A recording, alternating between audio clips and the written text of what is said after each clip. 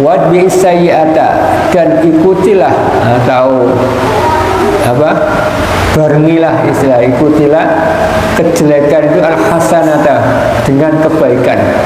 Tamhuha, maka kejelekan itu akan tertutup dengan kebaikan secara otomatis ya. Ini sering kita bahas ya, ketika kita berbuat jelek atau berbuat maksiat ya, maka kita harus secepatnya berbuat kebaikan selain istighfar ya. Kita astagfirullah, kemudian kita tutup dengan kebaikan, maka kejelekan-kejelekan tadi akan hilang otomatis ya, akan hilang secara otomatis ya. Contoh orang-orang yang musyrik, orang-orang kafir yang mungkin mu'alaf masuk Islam, yang dulu kan mungkin kesyirikannya atau kejahatannya atau mungkin kemaksiatannya, karena mereka masuk Islam dan sudah syahadat, kemudian mereka sholat, kemudian mereka puasa zakat, maka otomatis akan tertutupi kejahatan-kejahatannya yang dulu itu.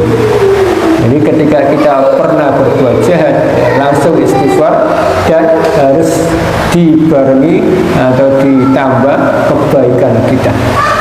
Ini di zaman Rasulullah SAW ya, ada orang yang mungkin ya berduaan ya, tapi tidak sampai berzina, istilah kita pacaran yang berlebihan ya.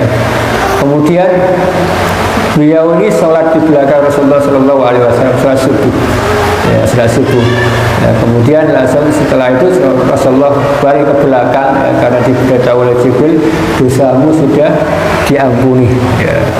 Karena apa? Dia sholat subuh tadi berbuat kebaikan, sudah istighfar, kemudian sholat subuh tadi. Artinya apa? Ketika dia sudah berbuat kejahatan dan ditutup dengan perbuatan kebaikan, maka kejahatan tadi akan tertutupi secara otomatis ya. Tapi tidak diulang lagi, jangan diulang lagi. Itu namanya tobat ya, tobat lombok istilah kita. Lombok itu kan pedes ya, ketika kita makan sambal yang pedes, gabur-gabur, kapok aku makan sambal, besoknya ada sambal lagi, ngicip lagi. Itu namanya tobat lombok ya. Jadi kalau sudah tobat ya sudah, karena ciri tobat itu yang pertama menyesali perbuatan jahat atau menyesali perbuatan dosa kita itu. Yang kedua, tidak mengulangi lagi perbuatan dosa kita. Jadi kita sudah berusaha ya, berjanji tidak mengulangi perbuatan dosa kita. Dan yang ketiga, menambah kebaikan kita. Di samping istighfar tadi, menambah kebaikan kita. Itu ciri orang yang tobat. Kalau tiga tadi atau empat bersama istighfar tadi tidak dilakukan, maka belum namanya tobat ya, hanya coba-coba. Ya nggak apa-apa ya, umpama saya berbuat jahat ya, nanti saya tak istighfar, tak berbuat kebaikan yang banyak, nggak masalah. Tapi yang menjadi masalah nanti ketika berbuat jahat, berbuat dosa, kemudian diambil nyawanya oleh Allah ya, siapa yang tahu ya? Karena kita nggak ada yang tahu matinya kapan ya, nyawa kita berapa, umur kita berapa tahun atau berapa bulan lagi, ya, itu kita nggak ada yang tahu.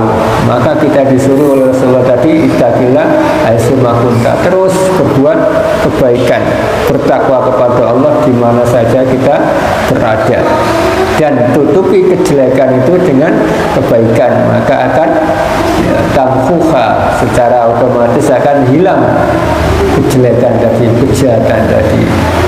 Dulu pernah kita contohkan ya, ada mohon maaf ya, ada ayam ya, kalau dibiarkan saja maka tetap malah membuat kuman.